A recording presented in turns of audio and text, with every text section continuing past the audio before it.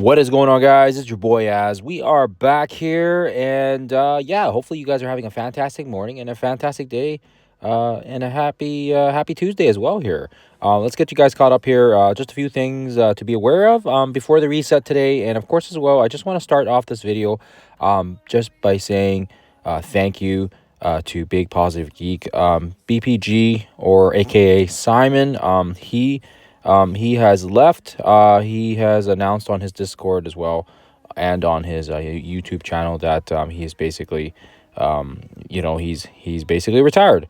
And I just wanted to say thank you again, brother. Always appreciated all your content throughout the last few years, and even when I was not making content, I looked to your channel with all for all your analytics and your always your analysis on the economy, the gold, the materials, the crunch. Very informative stuff, and Simon put in a lot of work and a lot of effort into doing those types of information for us. So really appreciate it, brother. I hope retirement serves you well, and of course as well, I hope that whatever comes next in your life, you're able to get the full enjoyment of it without any distractions and all that other good stuff. Especially, yeah, I know Marvel Strike Force can be quite time consuming, and it's definitely been that, especially with the Scourges and the Towers. So appreciate you doing everything that you did for us and for the community, and I wish you all the best, my guy. Okay, so without further ado, let's quickly jump into a few things here. I just want to quickly chat to you guys about today, in case you guys may have missed it.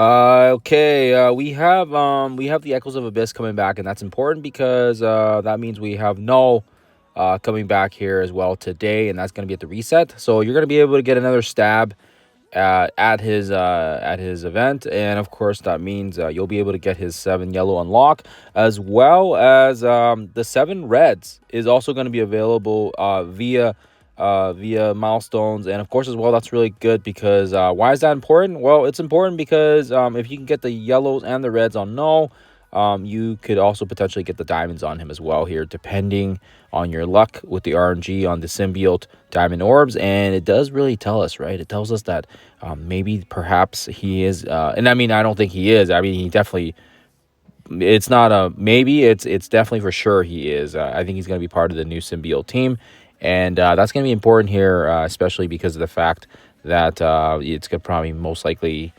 be the upcoming I don't know, should be the next team, right? Like they should have another team on the horizon here, so we'll see.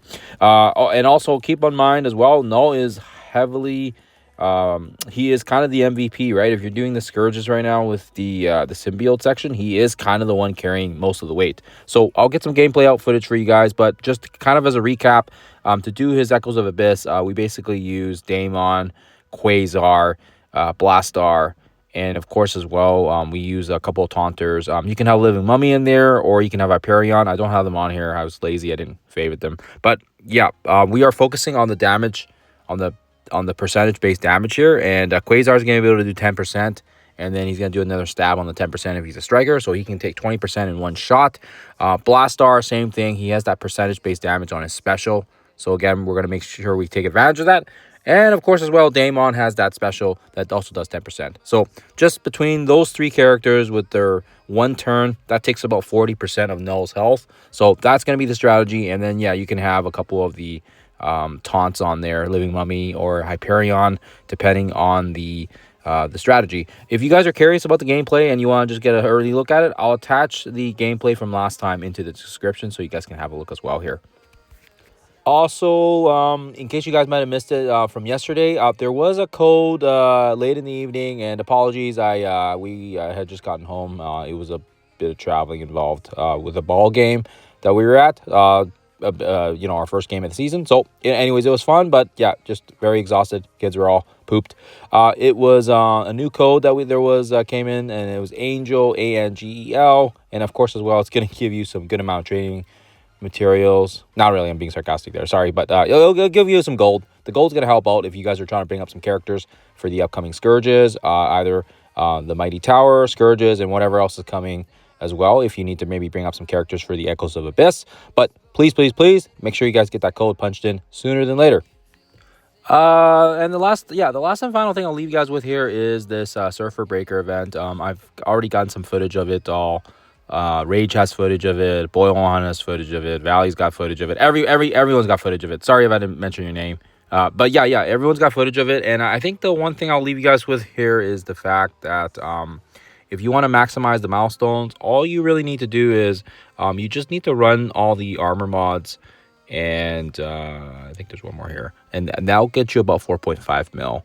And actually, just based on the percentages and the bonuses, you don't even need to do the last node. So if you're planning on, you know, trying to get all the milestones and all that other stuff, and you want to get all the power cores involved, you can run it with the 3 armor ones. And I've just gotten a few questions about it, so I figured I'd just throw it in the video here so you guys have it. But yeah, you can run the armor ones.